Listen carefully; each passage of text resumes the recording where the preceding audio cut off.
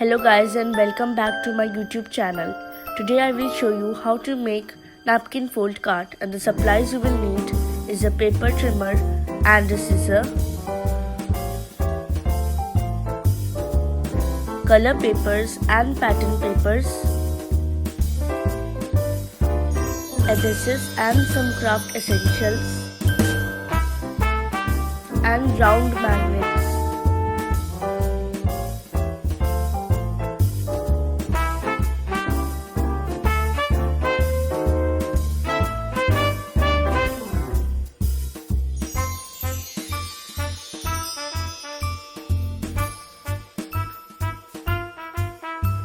Guys, click the subscribe button and press the bell button to get notified whenever I post a new video.